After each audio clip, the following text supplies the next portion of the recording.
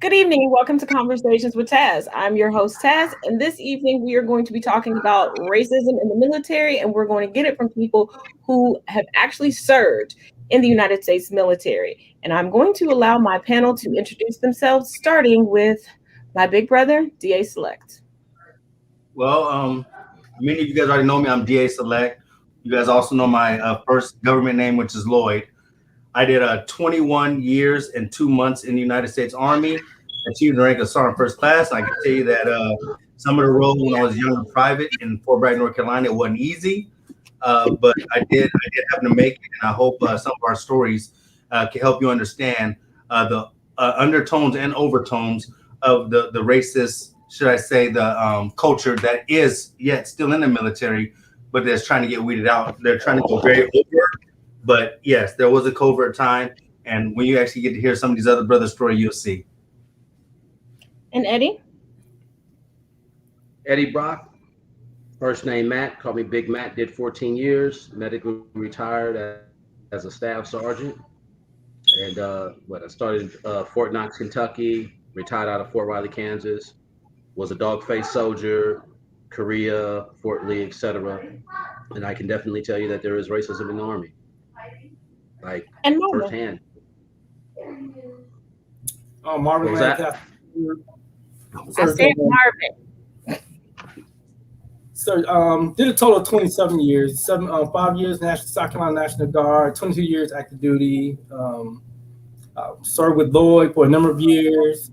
First duty station, Fort Hood. Last duty station, Fort Sill, Oklahoma. Served from anywhere from fire direction specialist, some other jobs like EO, Eco Opportunity Advisor. So I can tell you about some of the racism, some of the stats. But yeah, there is a culture there, or at least is still there. Okay, first question for you, gentlemen. What was your first experience of racism, if you recall, within your military career? Wow. Well, I would think, coming from San Diego, California, culture is a lot different. You don't get you hear about racism in the South, but you never actually lived it, like some of these gentlemen have here. So traveling from the West Coast to the East Coast or to the South, and North Carolina still being part of the belly of the map, my mother started schooling me up on a lot of things, before I left at the age of 19. And I would have to say, I would say the very first sting of racism was where I seen people get demoted and promoted before me. In other words, here I am at E1, E2. I watched a guy get busted from E4 down to E1 and make it E4 before I made E3. I can agree with that. To answer the question too, to add on, it isn't the blatant racism because AR 600-20 prevents that type of straightforwardness with blatant racism, but it's the favoritism. I know Marvin, DA, I know firsthand, you guys can agree, you've always seen that white, fat, out of shape E7 who bust tape, but he's in what they call the good boy club, and he's protected. Favoritism towards white individuals, and same soldier, white or black, ends up in the same boat. They gonna, pull him up. So in short, it's the favoritism, especially when certain individuals are the gatekeepers, i.e., in charge of schools, stuff like that. So yeah, it's more like that. Yeah. Okay. And the rebel flag flying too, and I don't know if they changed that now, but a lot of rebel flag accessory. My first experience, I guess it's when white drill sergeant. He actually told me, he said this from the group. He walked up and he just put it blatantly, and he was like, "You black soldiers, you're gonna have to work, 10 times harder to get promoted than your white counterparts." And he just said, "I'm not trying to be racist. I'm just being real." But like I said, like you talked about some of the favoritism. I mean, I would see soldiers who would commit the same offense. You know what I'm saying? A black soldier versus a white soldier, and a black soldier would get like a harder. You know what I'm saying? Like he would get reprimanded harder than a white soldier, and this just, I mean, white soldier, and this is just for the same offense. So you see that a lot. Even being an EO, you see some of the stats, and you just like wow. What? Let me reword this. Out of your entire military experience,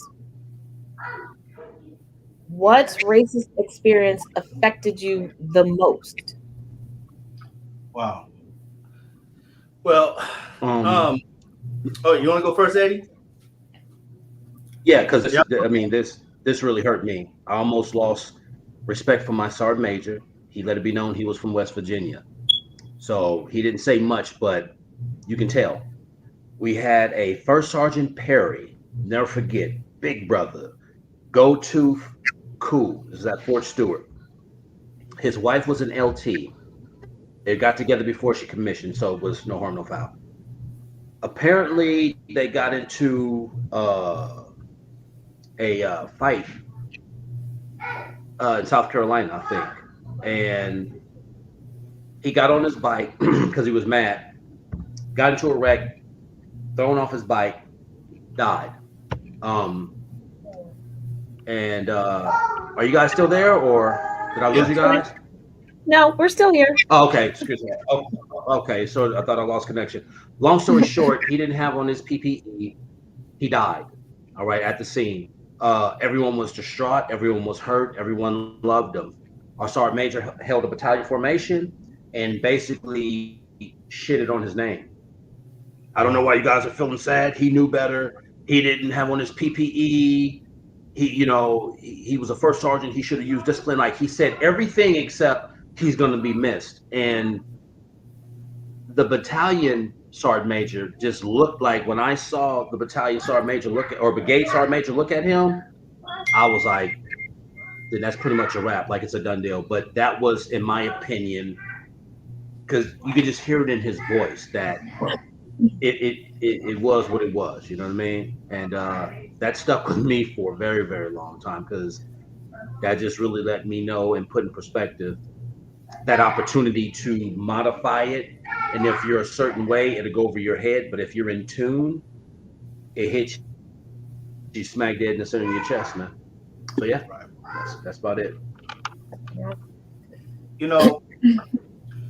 For me, I can honestly say my very first place I was at, it was such a racist culture. I mean, if I think back to how, when you're private and you're the lowest ranking, you don't know all the different rules. And I remember there was times when my wife at the time, who I was married to at first, she had different type of issues that she had to go to the doctor for.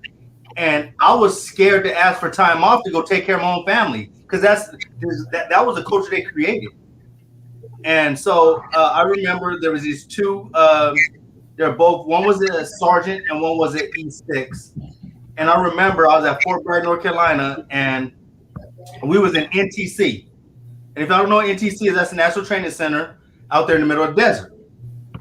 And Marvin will tell you, we had to put up these things called OE254s. Whenever the TOC, which is the Tactical Operations System, was stopped, we had to put OE254s with these antennas. Well, these two was sitting back and smoking a cigarette while I'm putting up 6 of these antennas by myself in the middle of the heat. And the other soldiers were inside talking about, we'll have to run operations here, but we need to make sure they can talk. So and I'm like the only one out there, like literally. And at this time, we just got a new Master Sergeant named Master Sergeant Pringle in.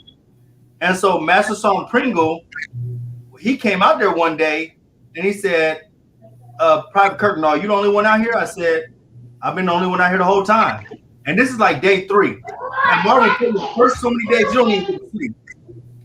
And so I'm in NTC, I'm still putting up these, and out of nowhere, I heard him, and he was a black guy. He brought both of the two white NCOs over to him, and I don't know what he said to him, but I'll tell you this: I never touched another OE2 for the rest of the time I was out there. I'm talking about I didn't have to touch another one. And that master sergeant took care of me. He looked over and looked at them and made sure they put up every single one after that. Here's the karma.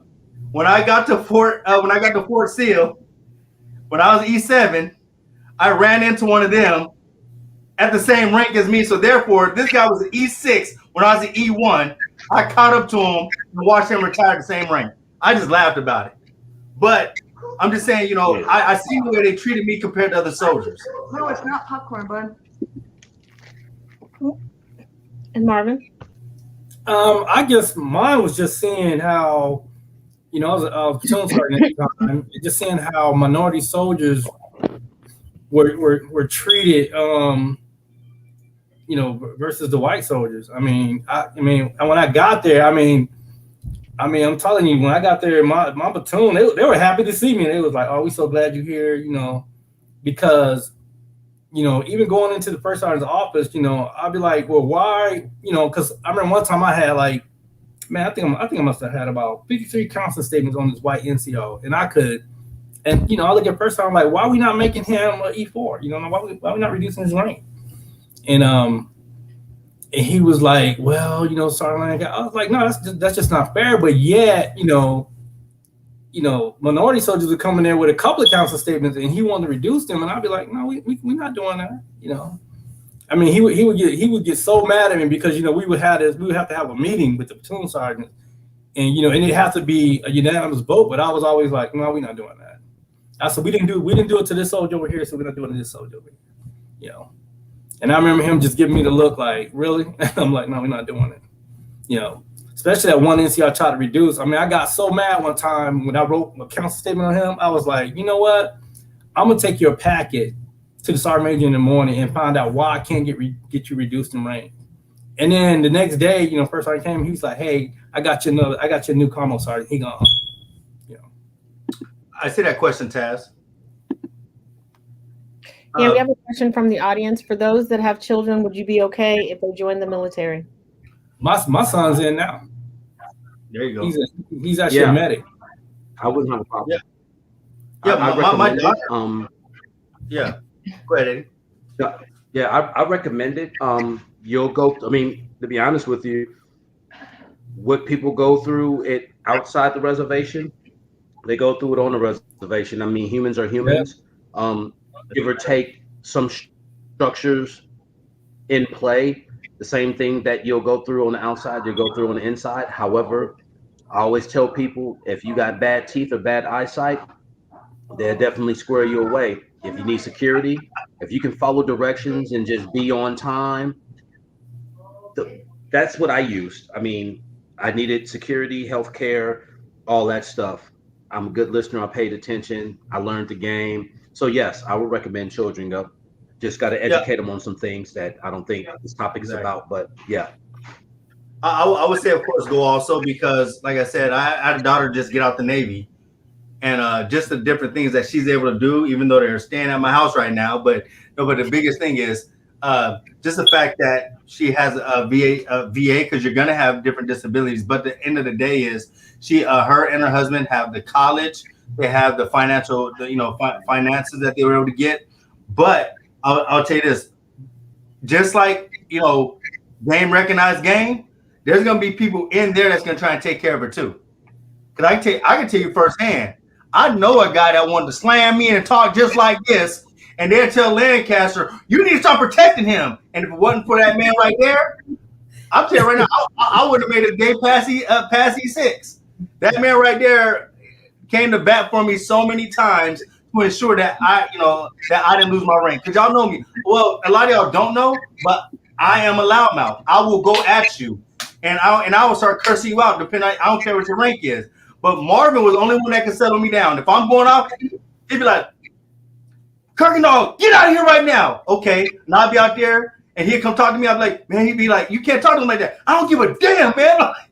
And then I would tell him, "You need to get him under this," and he would be like, "I got Lloyd." He took care of me. So yeah, there's gonna be some people that's gonna take care that's going to take care of them on the inside. You know, we have some inside jobs too.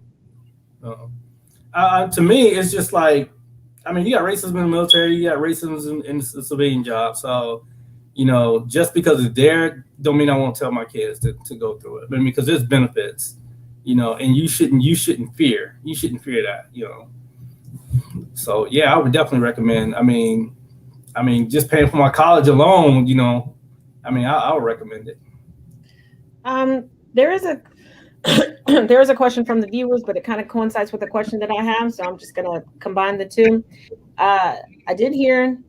Let me put it to you like this: have you all witnessed the intersectionality that Black women have had to endure within the military? Oh, definitely. Yes. I'll tell you one of the biggest things. Well, I'm gonna say there's two things. I'll let one of them speak on the hair standards. Hair, yeah. But what I'm gonna speak on is the weight standards. Okay, so a lot of people don't know that what you do is when you are overweight, and most people are gonna be overweight in the military because the military weight standards goes all the way back to World War I. They haven't changed it yet. But anyways, these weight, and you know, and we've all evolved over time. But the way they do it, when let's say a female is like 3 pounds overweight, right? What they'll do is they'll tell that Black female she needs to get taped. Well, understand the taping places for a female is your neck, the smallest part of your hourglass of the body, and then the most protruding part of the buttocks around your around your hips. So who has bigger hips and who has protruding buttocks? The Black women and the Spanish women, the women of color. So what happens is, and some white women now, I didn't see some white women is like, okay, you get your ass over here too. You're gonna get taped too. Yeah. Some of them will get taped too, but I'm just saying. But the discrepancy is who has the most curves, and so you will see that, especially if a black woman or a Spanish woman or anything like that, they just have a baby and those hips widen out, and now they take that tape and literally, I'm gonna show you. They put the tape literally right around here, and it got to go to the most protruding part of the butt. Right around the middle of your butt cheek. So therefore, if you're going all the way to the most protruding part of the butt to get their measurements, and that's a big measurement, that person is now busted over that. And at that point, after 60 days after the next tape, it's to the commander's discretion to kick them out. And I guarantee more women of color have been kicked out because of AR 600-9 than white women, guaranteed. Let me add on to this, because that I have a perfect story in what, you know, DA was talking about. I was in South Korea, 07, 08, 210 Spires Brigade, 70 Deuce, Camp Castle. And she's still my friend to this day, and she gave me permission to always tell this story because, number one, I ain't seen nothing like that before, and that's when I really saw that Black women are, you know, like, depending on the body type. Her name is Connolly, all right? She's from Atlanta, dumb thick. We all used to make fun, you have quarter horse, because she was just one of them chicks. She, no matter what she did, and she wasn't fat, she just had a huge butt and massive thighs. She felt tape all the time, and they literally tried to like push her out, and it took the division sergeant major and the battalion, because the brigade the brigade was a brother. Yeah, it took 3 of them to be like, no, she's not, stop it. Like, this woman, like, she was on the borderline of really like getting sick. She was doing all South Korea, drinking this, trying to do something to lose weight, and genetically who she is just a well-built woman. And no matter what she did, she couldn't lose it. So they, unfortunately, they did some things where it's like, you pass, you know, instead of they would squeeze extra tight, you know, but right. That's when it was brought to the attention of the immediate leadership that, okay, Connolly she passes her PT test. She's just a thick woman. There's nothing we can do about that. So in some instances where I say some people skate through, you know, when you think of people skating through, they're like a shit bag, but they allowed her to skate through. And over time, it just more women, Samoan women. I mean, you know, you got Samoan females that are just like, you failed tape. yeah, that's just how they're built. And depending on the leadership, and I'm lucky that I had immediate leadership that knew what it was like, yeah, no, you didn't fail tape, because we can look at you, your dress blues and your PT, that you're built. You pass your PT test. I mean, if you and I also think if you pass neck and abdomen and you bust because of you have that, you pass. He's good, because most leadership, they don't want to have to deal with all that. It's too much paperwork. So, but yeah, that's my story. I've seen it firsthand, and I can just imagine how it is for some of these females. Marvin, you want to talk about the hair? You want to talk about? I've experienced it. Well, with a lot of, Black females in the Army talked about, the hair, the difficulty with their hairstyles, like, especially we couldn't get up under the beret and just, and I think at one point the Army, I want to say they, I know it was a big controversy one time about the hairstyle, and they actually had to change it, because like it just caused such a, I think it was even in Army Times one time, but it just caused such a big controversy about the hairstyle when you got, white women compared to Black women. Yeah, because I could tell you firsthand, when I was in Korea, that's when they changed when they changed it. I was actually one of the Audie Murphy board members was one of my good friends. We used to, believe it or not, y'all, we used to be at the little slots together. But anyways, in Korea, right there at Camp Casey, what happens is, wait, you mean no poker? I did that too, but let's go back. Anyways, so at Camp Casey, what happened is the Audie Murphy board president, and I was doing a lot of things active with the Audie Murphy board at the time, and Audie Murphy board president, she had these braids, and they were trying to say that, okay, so women's hair got to still be down, right, right below the ear, and so when they pin it up, and so there was this big thing about women, and when they wear their berets, and this is, I think that just went back to wearing soft caps, I forget, but then they started talking about the bun, and so they were saying, why is it okay for white women to throw their hair in a bun and tuck it in, but when a Black woman does it, they always had a problem with it. And so it was a lot of the hair standards at that time where you could tell they were targeting, and literally by the definition, but when they had it, it was actually targeting Black women in their hair. And that was hands down. And so once they started fighting against that, they had to rescind that because they knew it was. There's a lot of women who had got written up daily because of it.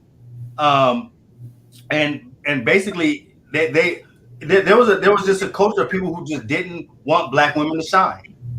And that's just what it was. And I've seen some other questions about someone said there's a lot of racism and wait, hello. Go ahead, Taz. But I think Eddie Brock touched on it a little bit, but what is the worst thing that you witnessed regarding racism during your time in the military? Eddie, you want to go first? Yeah. The worst. Mute yourself, Eddie. You got to unmute yourself, brother. Unmute. Yeah.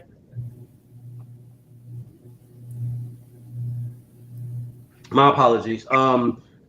I didn't answer that question. The worst thing I've seen in the military, it doesn't have anything to do with racism because of what I did. So that's why I told her I can tell her stories, but it's not about racism. I was mortuary affairs, so I dealt with dead bodies. So I have a plethora of worse things, so that's off topic. So that's why I didn't really indulge in that. Well, I'm gonna tell you that the worst thing you're ever gonna witness in the military, as far as racism, is the promotion system. Just like there's more white people in the United States, there's more white people in the military. And when you go based off of percentage of people of color in the military versus white people, and then you look at how many get promoted, so naturally you're going to have a bigger number of white people get promoted because there's more white people. But when you go by percentage, when those numbers hit the board and you say the percentage we are not fairly represented by percentage in the military, by promotion. And man, I wish I could have brought up the numbers. It's on my LinkedIn.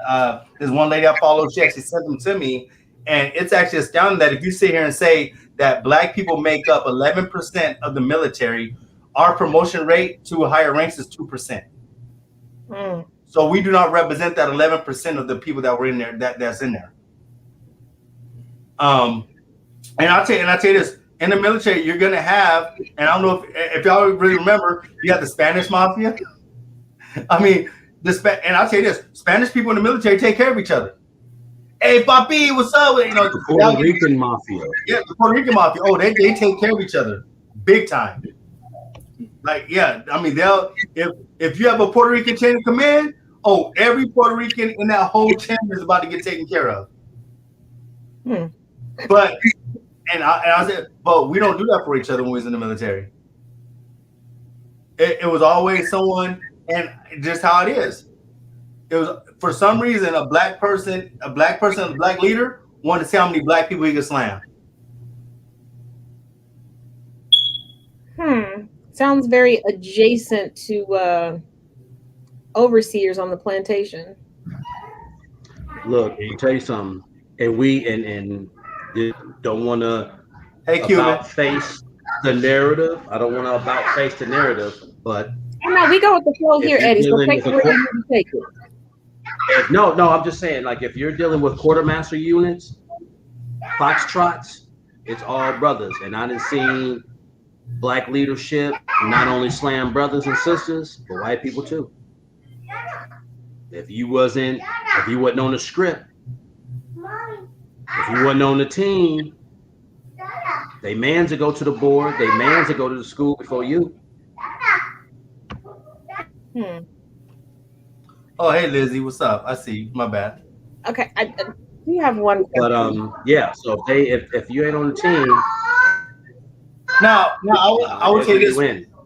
And when he says some kind of part of the team, there are different organizations that exist within the military too, that actually have a lot of power. And that's when you get to your Masonic Freemasons. Well, that's what I wanted to ask you about, because I know that last year you had given a brief synopsis regarding an organization that you were a part of, if you don't mind, BA. Well, being part of the Audie Murphy Club is totally different from being part of Freemasons. Right. Could you explain to us the difference? Well, there's clubs that are just prestigious. I'll tell you, like when in artillery, if you're not part of the Order of St. Barb's, in fact, Marvin is the one who did my write-up to be part of that order of St. Barb's. So if you make it to a certain rank and you're artillery and you're not a part of that order, you're not part of the clique. But the bigger clique, and also Audie Murphy, when people say you're Audie Murphy, they'll tell you you are the tip of the spear. Like if you sit there and say, yeah, you're Audie Murphy qualified, no one questions. In fact, Mark will tell you, when I went to Audie Murphy board out in Iraq, everybody knew I was telling you, it was like no one would question me about any standard in the Army. Because when you go to Audie Murphy board, you are the standard. So everybody comes to me. I'm talking about first sergeant, everybody will come to me and be like, hey, what do you think about this? Because when you're part of that club, it is an elite club to sit there and say that you are the best of the best. And I don't care if you made Audie Murphy an E5 or if you made Audie Murphy and became an honorable member as Sergeant Major. When you pass and get into the Audie Murphy board, people just really look up to you like that. Now, other organizations such as the Freemasons, I'll tell you, early in the South, in Fort Bragg in Georgia, they took care of each other. Fort Benning? Fort Benning? Yeah. Oh, it's big time. I know the Mason was an army. I know the Mason was someone army. Same here.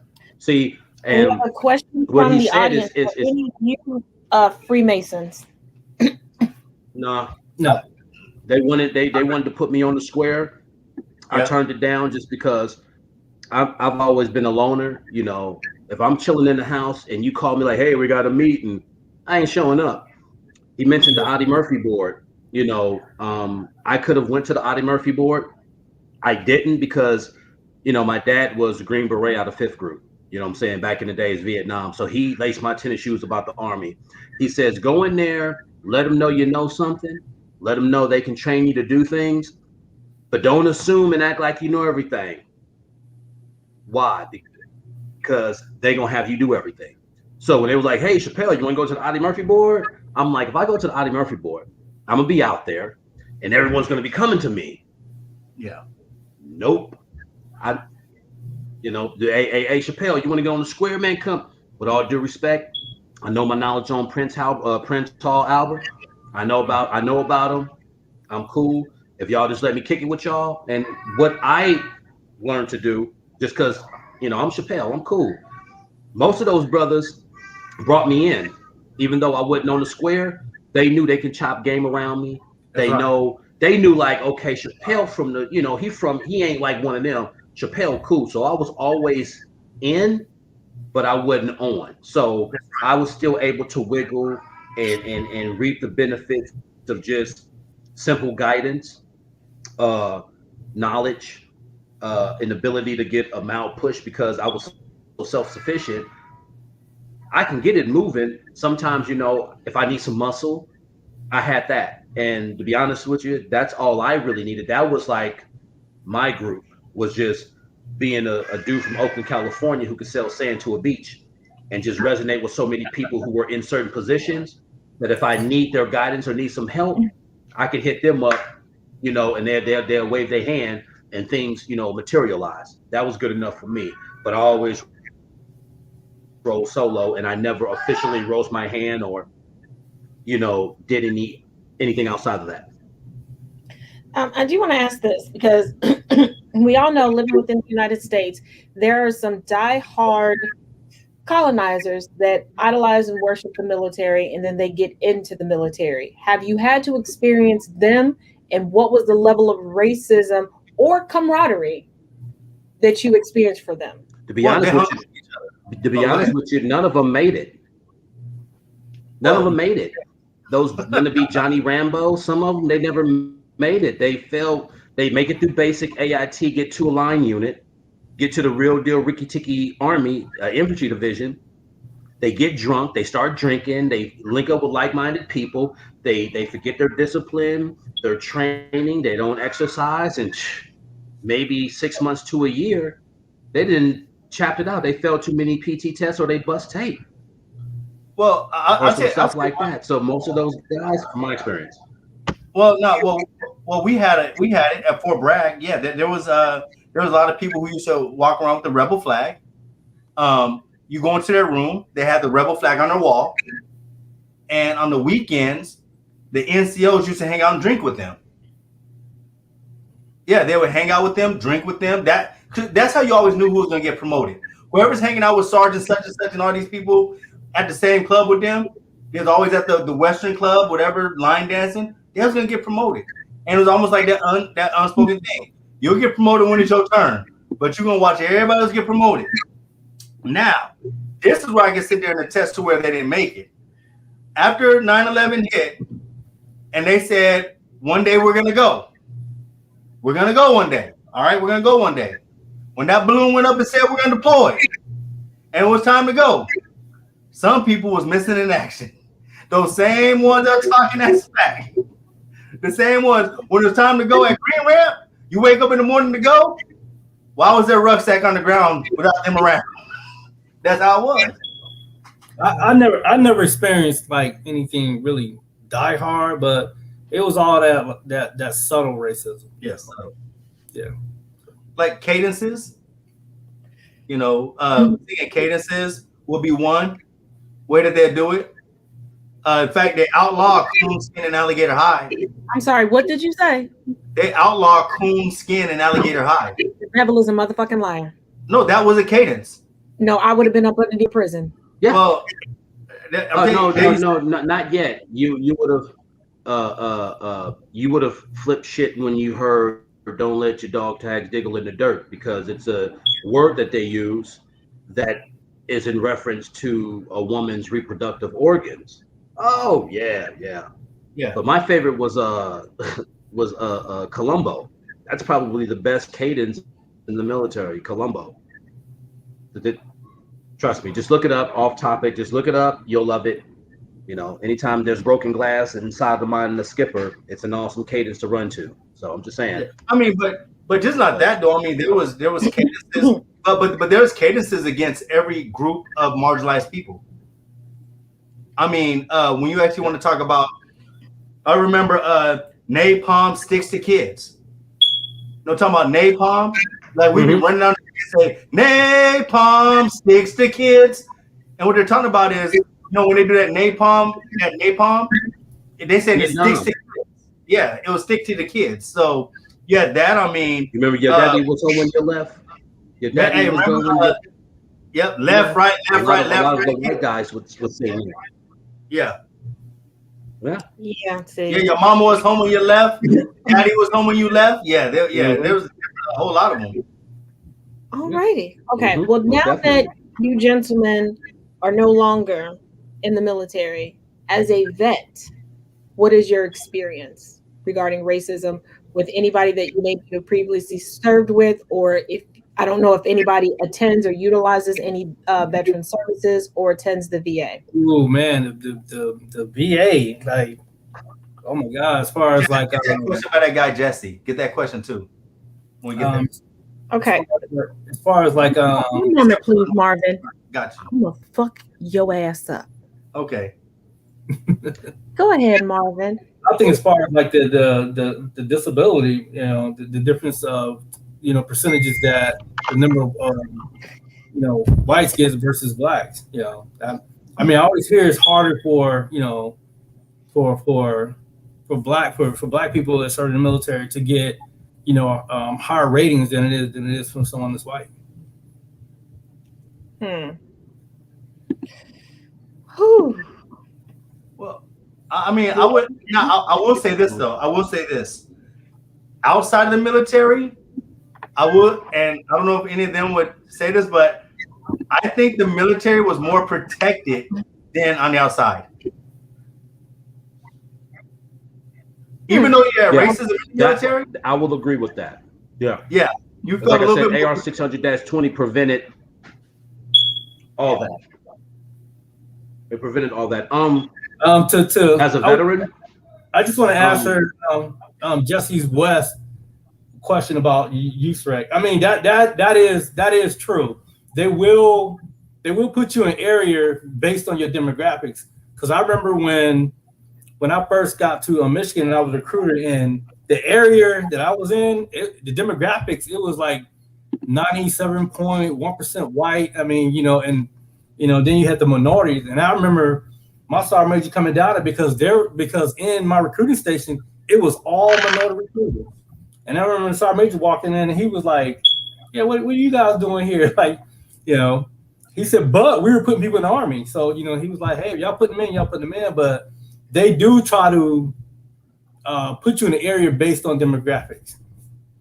Yeah, because Jesse was a recruiter also. what I was going to say, outside the Army, I've seen a lot of people recently that were still in when I got out share some ideologies on social media, and I'm just like you were a schoolhouse teacher, you know, like a lot of them. Trump come president,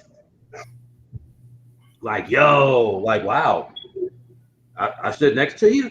This how you really feel? So yeah, as a veteran, is an eye opener. You know what I mean? So, well, yeah, I've noticed.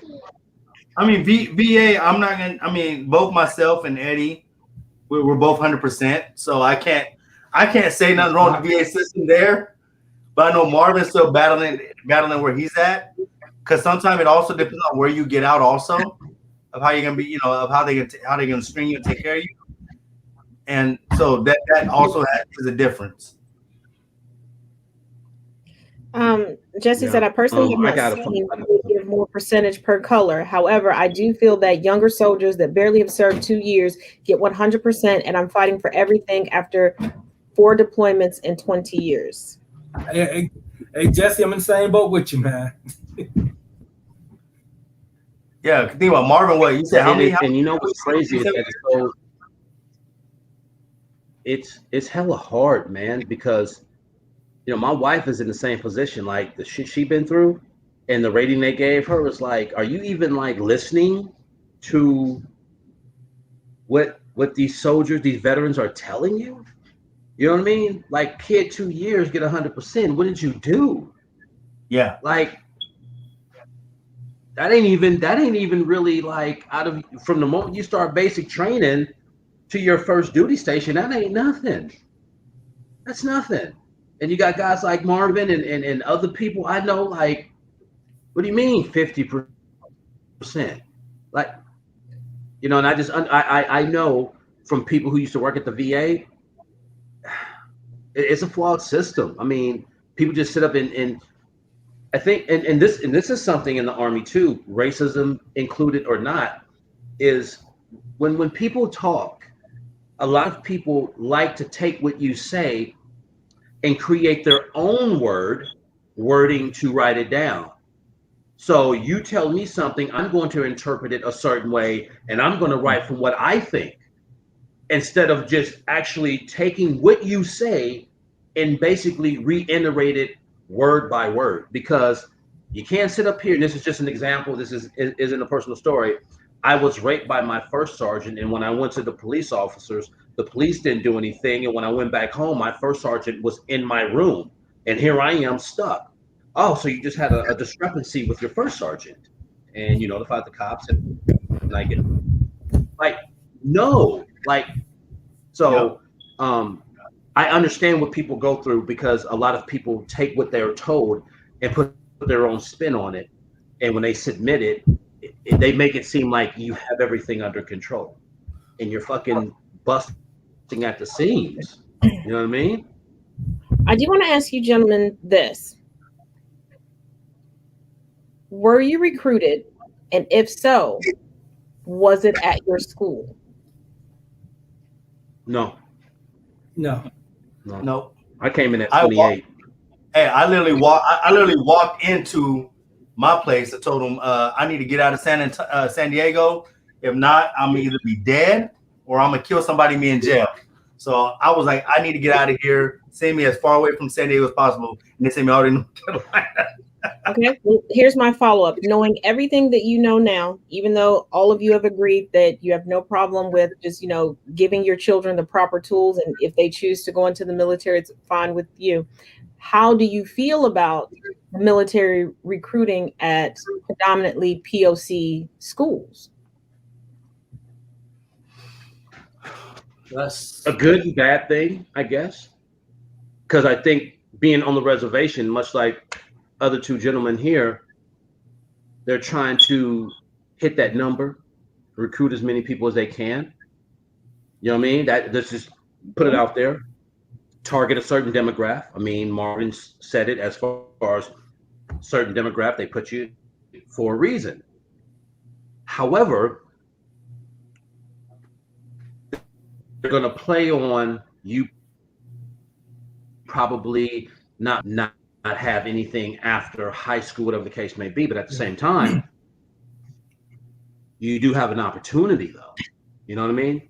So I understand where they're coming from. And I guess since I understand, it's not that big of a deal. But at the same time, I will be the voice to say the reason why they're at the high school is because they're trying to, fill numbers, but don't just aimlessly walk in there.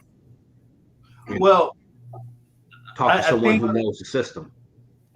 Well, okay, so Taz, knowing how much we all read and we understand that during let's say World War II. People I read?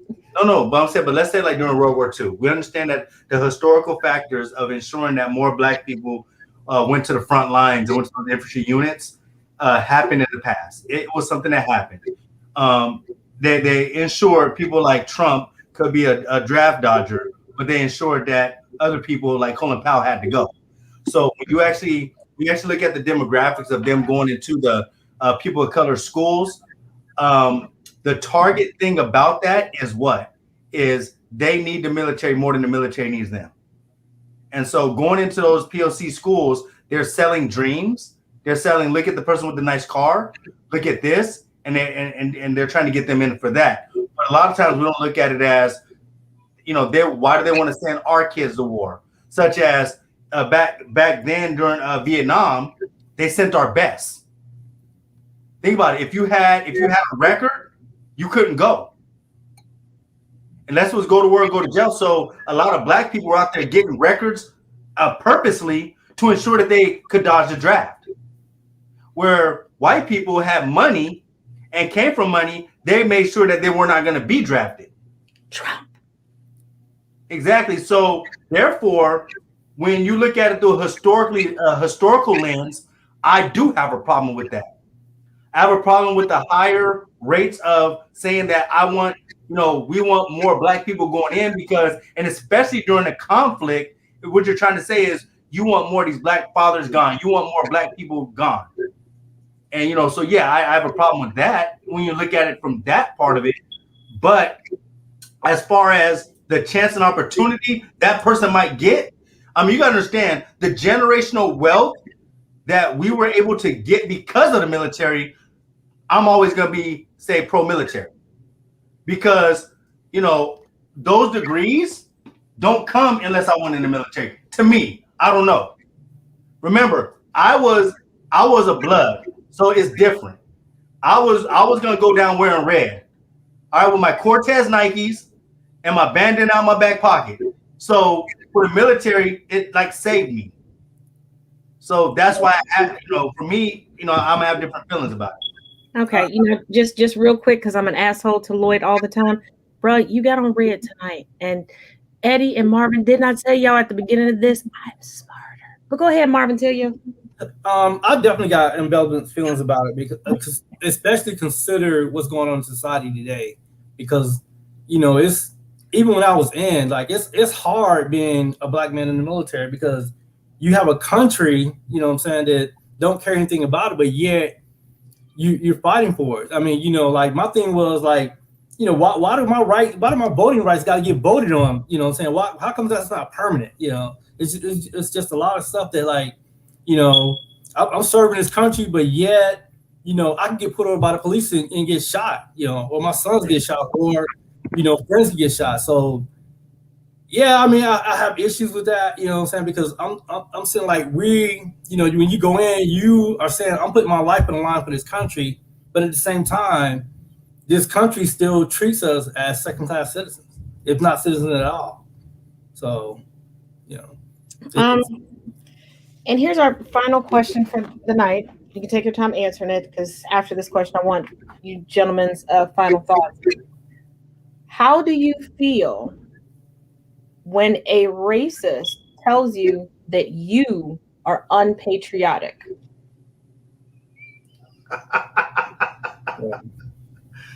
And that's a question that came from the TikTok pool, but I had to pull it because somebody did put it underneath the video, and I told them that I would close out with it. Oh man, one of y'all want to go first? I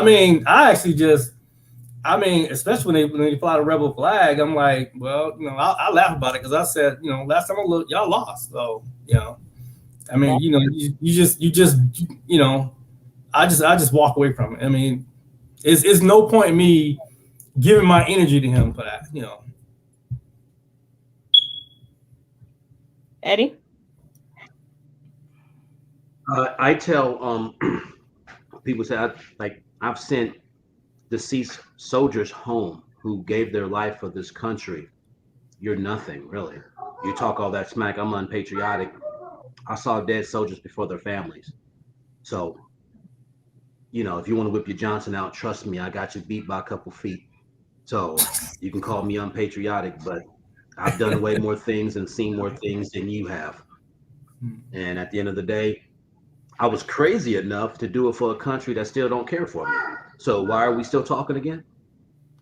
Hey, ask them for the DD-214. And they normally say some stuff about, they'll say something smart like about my head or something and try to change the topic, but they get the gist of it. I tell them, how many parades have you been in? How many change of commands have you been in? How many times have you had to stand there for hours to watch them parade a flag in front of you? How many times have you had to watch that flag actually get draped over a coffin? How many times have you had to take that flag and present it to a mother and say from the president of the United States. I can't remember verbatim now, but you take that knee to that first of kin and you say, from the president of the United States, our sincere condolences and everything else, and saluting that flag. How many times did they have to hear tap the way we have? And when you hear taps, knowing that your brothers in arms had missed that last roll call. And until they've heard that roll call, they can't say shit. Until they heard them say a person's name, such as Sergeant Keith Cole. And they say, Sergeant Keith Cole. And they say his name that last time, and then you start to hear the taps go. Calls out. Exactly. And they say Keith Cole is not in formation because Keith Cole is now killed in action. That's how I tell them, until you've actually been there to hear that and understand how that is, you cannot tell knowing that they're unpatriotic. You cannot tell knowing that how, what we mean by, the greatest, how are you going to tell someone that they're unpatriotic when they put their life on the line? And people don't understand when you go deploy for a year, they don't understand that when you're living there and you're getting mortared, I'm talking about you're waking up from your sleep, running to a bunker almost every single night. Because that's how you hear the mortar alarms go off and everybody knows what to do. You hear the mortar attack, you put yourself and you run somewhere, and guess what? You get hit by a mortar while you're trying to run to cover. So when they Lord, let me go ahead. I didn't mean to cut you off. Let me the patriot, something you mentioned something and it brought some stuff back. When they say unpatriotic, you talk about the flag draped and all that. That was the second part of our job. We would be ironing that's what we at our collection point, iron flags. We get a call, HRP comes in, IED, he's in pieces. We got to pull information, annotate everything. While that's done, ice them, put them in a reefer, take a flag in a transfer case, redrape the flag. So when you see on the news like Dover and they're walking with the transfer case, that came from our collection point. So even though the remains were not in the HRP, it was in the reefer, we had to do every ceremony. So we have to see, check this out, the Polish SF, Green Beret, top tier, everyone, because we dealt with everyone. Local nationals, we take them outside the wire. Everyone else, we had a flag for each country. And we would have to do freaking ramp ceremonies. Slow salute. Yep. We would have to do that. So when they say unpatriotic, and here's the crazy thing. On top of all the dead bodies I've done, I still see them. And I still see those transfer cases draped with an American flag. So when they say unpatriotic, if I can just touch the side of their brains and give them a visual, maybe 3 minutes of what I see every day, they'll just be like on some old zombified shit. Patriotic. Real quick, Marvin. Hold on. Not only that, I mean, just being a notification officer, when you have to go notify the family, and that's it's hard. In fact, Lily, Marvin, you were part of 137 when Lily's husband was lost. She's in this chat right now. Her name is Lily. So, I'm saying her husband was in our unit. Okay, the dots just connected for me. That Marvin. Okay, I'm sorry. Right, Marvin. Lily is one of my closest friends. I didn't connect the dots at the beginning of the show. Yeah, so Lily, that's right there in the chat. Her husband was lost when you deployed before I met you. Hey, sissy, say something because she can finally chat. But DA Select, Eddie Brock, and Marvin, thank you so much for joining me and being so open and honest and candid. I am going to end this with you all. We'll do DA Select, Eddie Brock, and then we'll close out with Marvin. Any final thoughts, anything that you want to leave with people, any advice, whatever, final thoughts are yours. I'm just going to say that I'm going to stay on topic. Y'all, racism is everywhere, no matter what organization, company, or service you join. So you're going to have to deal with it. But I will tell you, because of the ARs and FMs and the you know why we serve, because of those different regulations. 600-20 leadership regulation, and now it's ADP, but ADRPs. But now because of those regulations, those kind of protect you, and it gives you something to fight with. So as long as you understand the regulations and how to use them, you can go in there with power, and you can use those regulations to ensure that you're going to be treated fairly. Understanding how to go to your EO, understanding how to use your EEO programs and things like that. So when you see the sign, you use them, and you have a person that is there, whether they be black or white, they have to take your report, and an investigation has to come down. So, and in fact, they have 45 days from the time you report, the first report back to that first general in that chain of command about what's going on. So there are things in the military that do help you with that. So that's why I just say, you know, if y'all see racism on the outside, trust me, there's racism on the inside. And that's my final thoughts. Eddie, unmute yourself. Unmute yourself. My final thought would be for the Santos individual. Ask the question, advice for the young soldiers. This would be my final thought. Before you join, ask yourself, what do you see yourself doing for X amount of years? What's transferable to the civilian sector? Once you have that out the way, go there to learn, to grow, learn the good and the bad, learn how to go from the transition of the Army being a job, first 3 years, to rolling over to it being a career. Because when you roll over to being a career, your brain changes. Now you're looking at 5 years down the line. As a job, you're looking at when you're going to get your next paycheck. When you roll over to it being a career, you're going to start long-term goals where you see yourself capitalizing on these opportunities. So to answer the question as a whole, have a plan, go to learn, and learn good, learn from the best, learn the good and bad. And always remember where you come from, pay it forward. And don't be afraid, as Socrates would say, ask questions. A lot of young people guess and end up losing rank. If you're not sure, ask questions. Socrates said this thousands of years ago. To find the answer, pose questions. Ask if you're not sure. And that's all I got for my final thought. My final thought is, you know, it's the military. I mean, to me, is it's what you make of it. I mean, you're gonna have some good days. You're gonna have some bad days. You're gonna have some good leadership. You're gonna have some bad leadership. But like Eddie said before, have a plan. You know, and you know, just concentrate on that plan. And whatever you want to do in life, you know, even and in the military, you found out what you have to pay for it, and then you decide whether you want to pay that price. And if you want to pay that price, then pay the price to get where you want to go. I mean, don't get me wrong. I mean, you're gonna have some challenging days, but at the end of the day, you know, if you want to get to the top, there is nobody that's gonna stop you from getting to the top. Once again, thank you very much, and I appreciate you, gentlemen. And for all of us watching, and from the bottom of my heart, thank you all for your service.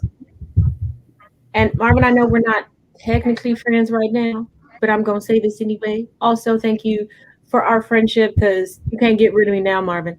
But as always, I will see the rest of you tomorrow for Conversations with Taz, where we will be searching for justice for Jason Fox, an interview with Pepper Pox. And as always, each one teach one, each one reach one. And until tomorrow. Thank you for having us. Thank you.